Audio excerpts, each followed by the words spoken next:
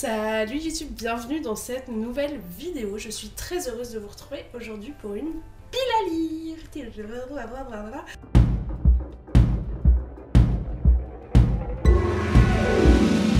Comme d'habitude, on fait la pile à lire de l'année. Je sors de la douche, d'où ma tête un petit peu Je vais comme d'habitude reprendre mon micro ici. Je pense que vous m'entendrez bien mieux. Et moi, ça me donne l'impression de faire un podcast. Voilà, ça me fait rire, j'aime bien. J'ai plein de livres, j'ai même pas compté. J'ai mis ça je veux, ça je veux, ça je veux, ça je veux.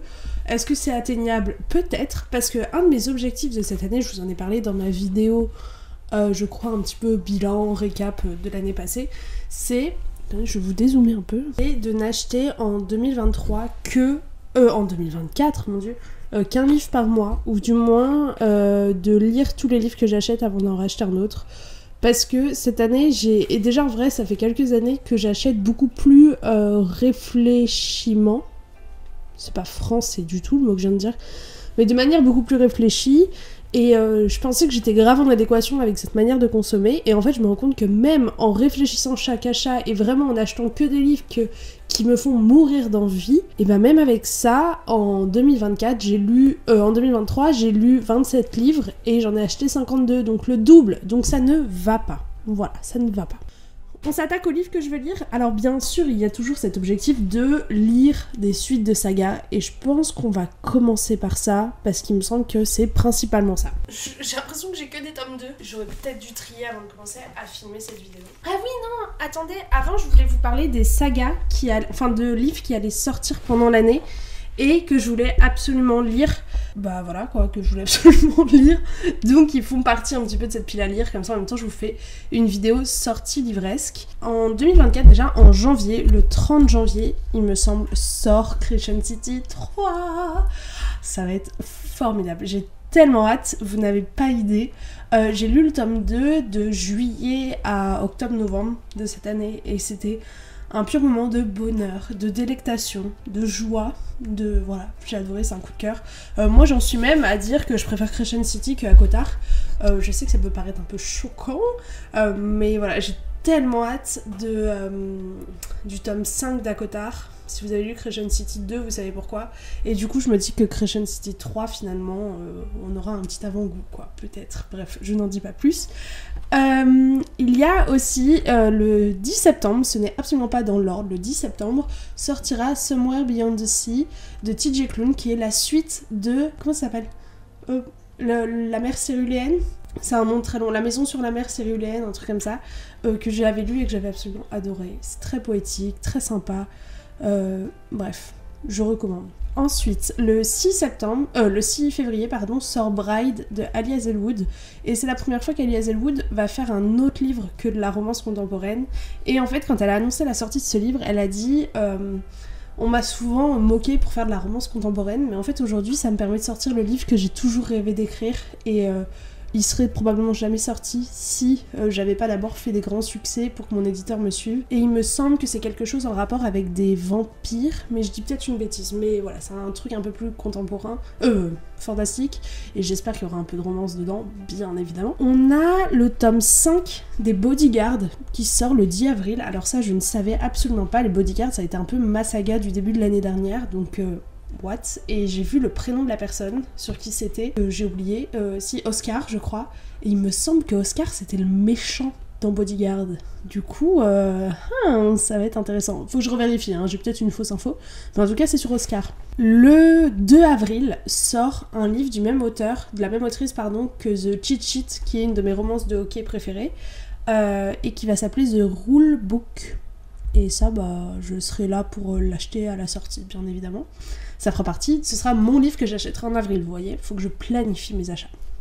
Ensuite, le 23 avril, sortira un livre de Emily Henry qui s'appelle Funny Story, et j'ai vraiment bien aimé le résumé.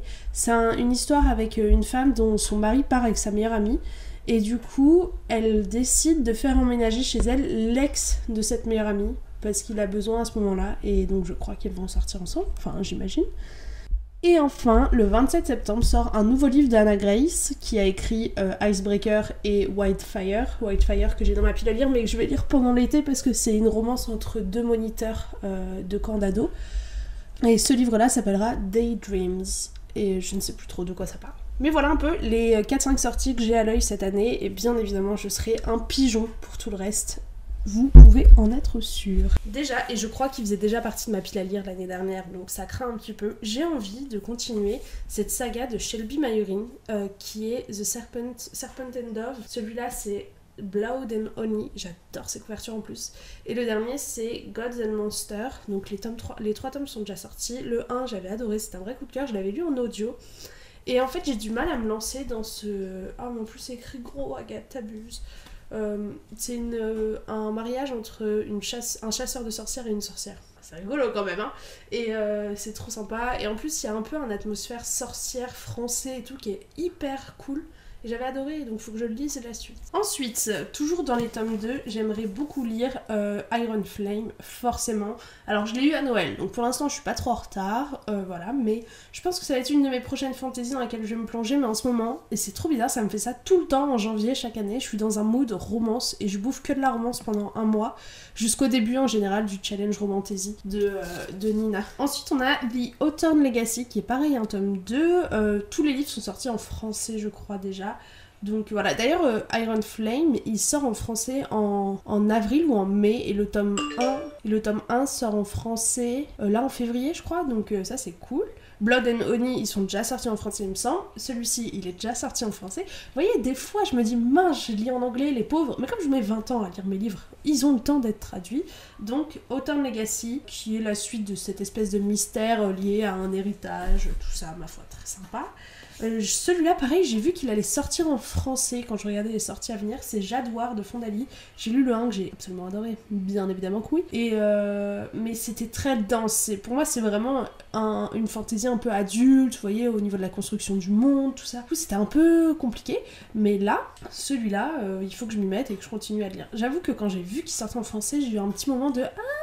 Et je me suis dit, non, Agathe, c'est bien, ça t'entraîne, tu continues de progresser en anglais, il faut pas aller dans la facilité. Et un autre tome 2, c'est Kingdom of Flesh and Fire de Jennifer L. Armentrout. Qu'est-ce que j'ai lu? Oui, j'ai vu, donc ça c'est un peu la saga chouchou de Solène, de Il est bien... Non, c'est pas Il est bien ce livre, c'est quoi sa chaîne? Livrement addict. Elle en est à le tome 4 ou 5 et elle a dit, je trouve que cette saga s'épuise, je sais pas, dites-moi ce que vous en pensez. Alors que c'était sa saga genre chouchou à la mort. Du coup, je suis un peu là en mode... mais moi j'avais acheté parce que genre tout ce que Solène aime normalement j'adore, genre vraiment c'est ma référence dans les avis lecture. On a vraiment les mêmes goûts, on cherche les mêmes choses, on a les mêmes critères qui peuvent passer, vous voyez, donc c'est trop bien. Et du coup j'avais acheté les 3 tomes dans une édition Fairyloot qui m'avait coûté père et mère, donc j'espère quand même et bien aimer, quitte à m'arrêter à la fin de la première trilogie, tu vois. Mais du coup il faut que je lise celui-ci, et en plus j'avais adoré le tome 1, même si je l'avais pas trouvé très surprenant pour le coup. Maintenant, les fins de saga. Fin de saga, j'ai mis celui-là parce qu'il y a beaucoup de tome 3, c'est pour ça. Il faut que je continue la saga Magnolia Parks. Donc là, vous avez le tome 2 qui est sur Daisy Hates et le tome 3 qui reprend sur Magnolia Parks. J'ai commencé à lire ce Daisy Hates et j'accroche pas du tout. Mais il faut que je me force. J'ai lu 80 pages quand même parce que j'ai acheté tout cela. Donc voilà. Il faut au moins que je me les lise. En vrai, c'est vraiment pas compliqué à lire. C'est même un peu barbant. Quitte à lire que les dialogues, mais... ça se trouve, je vais kiffer. Hein. En fait, faut que j'attende d'être dans le mood d'un truc ultra léger et où j'ai absolument aucun avis critique sur la question pour lire ces 2 livres-là. Ensuite, je l'ai mis là parce que je suis en train de lire cette saga, mais du coup, j'aimerais bien lire le tome 3 de... Pourquoi il est mouillé? Tome 3 de la saga des Dreamland Billionaires, je suis en train de lire le tome 2. Donc comme ça, j'aurais fini cette saga et je pourrais m'attaquer à une nouvelle saga de Lorraine Asher que la fille n'a pas compris. Genre, le principe de cette pile c'est de finir des sagas et elle parle de nouveaux trucs à commencer. Non, mais j'aimerais bien lire sa saga Trottle, tout ça, je vous mets une image là, qui est sur les trucs de Formule 1. Il me semble, ça a l'air trop bien. Et en fait, je sais pas, j'avais l'impression que ça allait être un peu con-con. Et maintenant que j'ai découvert Lorraine Asher avec ça, et je me dis que le reste doit être absolument splendide parce que j'aime beaucoup cette saga. C'est pas un coup de cœur non plus, mais j'aime bien. J'aimerais enfin lire celui-ci qui est How the King of Elfhame Learned to Hate Stories de Holly Black. Vu que l'année dernière, j'ai fini enfin la trilogie principale. Donc il faudrait que je lise ce petit recueil de nouvelles un peu sur le prince. Et en plus, c'est une magnifique version Fairyloot que j'avais acheté et que je ne regrette absolument pas, et donc il faut que je prenne le temps de me la découvrir. C'est un des plus beaux livres de ma bibliothèque, vraiment, c'est mon petit précieux. Ensuite, cette saga, j'ai tellement hâte de la finir. Il fallait que je digère ce tome 2 avec une fin où j'étais tellement frustrée parce que j'aime tellement les personnages et ce qui leur arrivait. J'étais mais deg à la mort. Là, ça y est, j'ai digéré leur trahison, tout ça, ça va. Donc là, maintenant, je peux m'attaquer au tome 3. C'est la saga Prison Healer, qui est une de mes merveilleuses découvertes de ces dernières années, que je vous recommande chaudement. Et d'ailleurs, je vous l'ai recommandé plein de fois, mais j'ai pour l'instant jamais eu de retour de votre part. Donc si jamais vous avez suivi ma recommandation, ce qui me ferait très plaisir, bien évidemment, ou si vous l'aviez lu sans que je vous le dise, parce que vous en êtes totalement capable, après tout, je ne suis qu'un animal social. Dites-moi ce que vous en pensez, savoir si c'est que moi qui surkiffe cette saga ou si ça arrive à d'autres gens aussi. Parce que je la vois passer absolument nulle part, mais genre vraiment nulle part. Je crois que je l'ai juste vu Pikiti Bookin lire le tome 1 et dire qu'elle avait bien aimé, mais à part ça, personne n'en parle et du coup ça me frustre parce qu'elle est trop bien. Ensuite, j'aimerais continuer cette saga qui est Rêve de feu, donc les accords corrompus, le tome 3. J'ai lu le tome 2 l'année dernière, donc voilà, un petit tome par année, c'est très bien. Surtout que celui-ci, c'est un cadeau de la part de Victoria, donc merci beaucoup encore Victoria pour ton petit cadeau. Donc bien évidemment que je veux trop le lire et continuer cette saga, parce que je crois que c'est une saga que tu as lue et que tu avais beaucoup aimé, il me semble. Ah non, ton petit mot, que j'ai bien évidemment gardé, disait « J'ai regardé ta dernière vidéo où tu recevais le tome 2, donc j'ai eu envie de t'offrir le tome 3 afin de fêter la nouvelle année. » Donc c'était l'année dernière, ça veut dire. Donc merci encore, il est dans la pile à lire de cette année. Du coup, ça commence à un petit peu trembler derrière. Et enfin, j'ai mis 3 livres que j'aimerais commencer à lire. Donc j'ai mis Assassin's Blade. Bon, attends, en fait j'avais commencé... Ah oui, j'avais commencé à le lire en liseuse. J'avais lu 50 pages et en fait c'est plein de nouvelles, je sais pas pourquoi. Alors c'est marqué là-haut, hein, c'est marqué Throne of Glass Novellas, mais j'avais pas capté que c'était des nouvelles, donc très bien, hein. Et comme ça après je m'attaque à Throne of Glass. Mais avant il faudrait que je lise Crescent City 3, je pense, histoire de pas avoir 1 milliard de sagas en cours. Au moins je suis à jour dans Akotar, dans Throne of Glass, dans Crescent City, donc je peux commencer une nouvelle saga de ma chère Sarah J. Maas. Il y a ce livre-là, qui s'appelle Master of One, de Jaida Jones et Danny Bennett, que j'ai envie de lire depuis que je l'ai reçu dans... C'était une Fairyloot, à l'époque où j'avais la Fairyloot. Et ce livre me donne tellement envie, mais j'ai jamais... En fait, il me fait peur, parce qu'il fait beaucoup de pages. Il y a même pas marqué les pages. Ah non, c'est... Ah si, c'est marqué en... Ah, j'allais dire, c'est ultra stressant, le livre, il a pas les pages. Il fait plus de 530 pages, donc c'est une bonne bricasse, mais ça me fait penser un peu au plot de Six of Crows, donc ça me donne très envie. Voilà, dans mes livres à lire. Et enfin, j'ai envie de lire, donc j'ai sorti Daisy Jones and the Six, mais en fait j'aimerais juste lire plein de livres de Taylor Jenkins Reid. Je crois que ça faisait déjà partie de mes objectifs l'année dernière, et en fait j'ai tellement... En gros, Les 7 maris d'Evelyn Hugo, c'est mon livre préf, un de mes livres préf de tous les temps, et du coup j'ai très peur de lire d'autres livres d'elle et de pas aimer autant. Et celui-ci, je sais que je vais le surkiffer parce que c'est lié à la célébrité, enfin même Malibu Rising, bref, j'adore cette auteure. Si je pouvais être elle, si je pouvais écrire ses livres, je le ferais, tu vois. C'est très flippant, ça fait un peu psychopathe. Du coup, voilà, j'ai envie d'avancer dans des livres de Taylor Jenkins Reid, donc peut-être pas forcément Daisy Jones and the Six, mais je les ai quasiment tous dans ma pile à lire. J'ai même Carrie Soto is Back, qui est un de ces derniers, tout ça, qu'il faut que j'avance parce que je pense que je peux vraiment beaucoup aimer.